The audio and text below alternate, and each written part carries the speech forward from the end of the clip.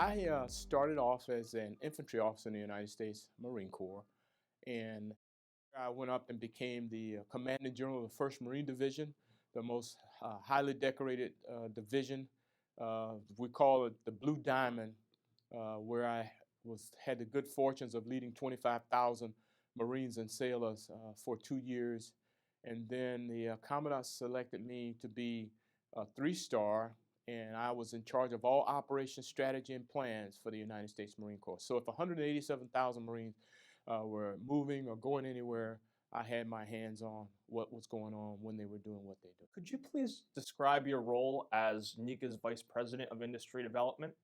I'm excited about having the opportunity to help Nika with leadership at the entry level, the mid-level, and the executive level. And when I say that, developing programs that will make us all better, because I think everything that we do should contribute to the overall mission and overall input and output of what we do.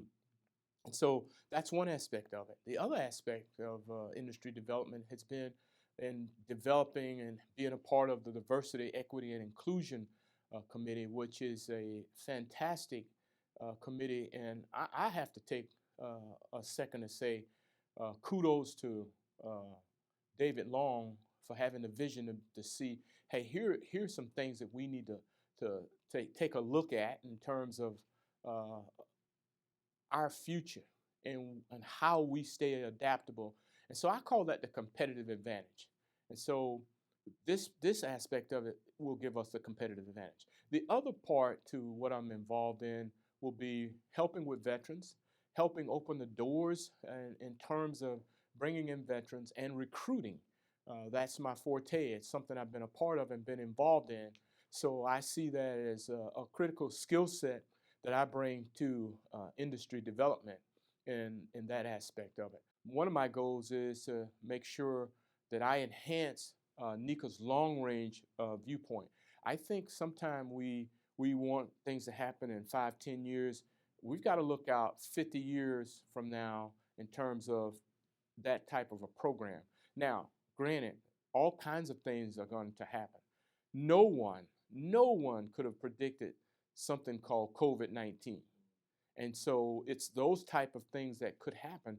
But when you take an adaptable approach and you have an adaptable mindset, then that changes. So what I would like to do is I just want to make the place better. I want to help develop young leaders. I want to help shape the minds of the mid-level and the executive level, and then just share my experience and expertise in any way that I can. How could the Penn-Del-Jersey chapter and its members best help you accomplish your goals? Communicating between the chapter and the national is absolutely critical. I mean, I see that as one of the things. And then collaborate, because when we're collaborating, communicating, we're sharing ideas. And so we're saying, hey, here's some things that we were able to do. But I also recognize that there's a cultural difference here. You go down to Florida and Georgia, there's a cultural difference.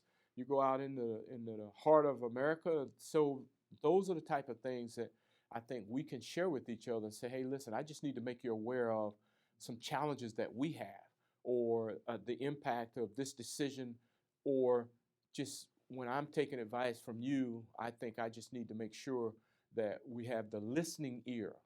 And that is so important. So just staying coordinated and working together will be a key, in my opinion, of how the chapter and the national can work together. The Penn-Del-Jersey chapter is actually beginning an initiative to enact our own sort of diversity and equity and inclusion plan. And we think that we need to sort of target this issue at 3 different levels: the individual level, the contractor level, and then at the 3rd level, the chapter and association. Do you have any comments on that 3-tiered plan and how we might be able to best target folks at those different levels? It's a good framework. And I say that because I think things should be top down, bottom up, and worked in between, so that you have what I call a collaborative approach, and you're taking a collaborative approach, because if you're not talking to the people at all levels of the organization, then you're missing out on something very, very critical. The next thing that I would offer is look at it from a perspective of long term. too often we establish committees or we take on making a change, and we lose our sustainability attitude. And so whatever you do, you've got to make sure that you have something that's sustainable and that it comes from the bottom, it comes from the top, and in between, and that collaborative piece means that everybody's had something to say or bring a different perspective and give you some input that is so critical in what you need. Then the other that I would say is that have action-oriented goals and tasks, because if they're not action-oriented or tied to something tangible that you can see, most of the time people lose it. There are some things that you can't see as tangible.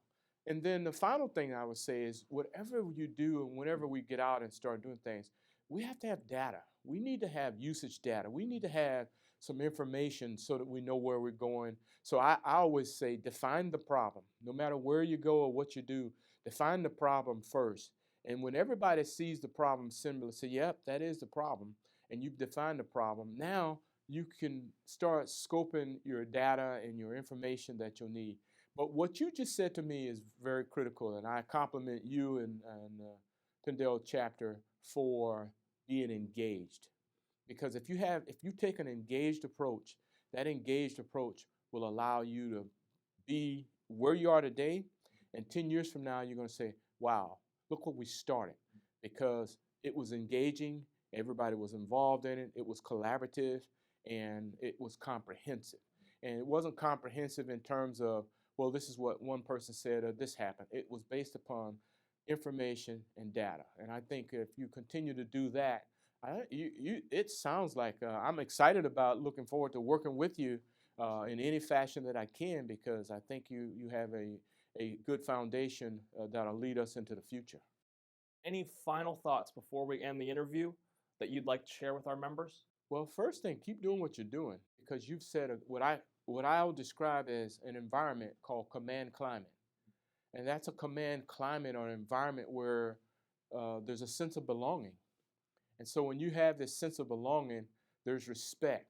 And I think what the leadership and what you all are doing and have contributed to, not only locally, but at the national level, is a model that maybe we ought to replicate, but that's good. Keep doing what you're doing.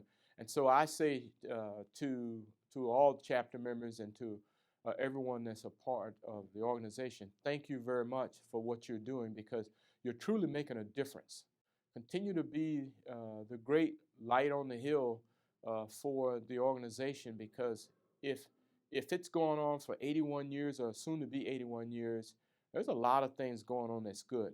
Doesn't mean we can't improve, but there are a lot of good things. So my congratulations to all the members and to the chapter for what you're involved in and the contribution that you're giving to the national and to this country, because you're shaping the country too.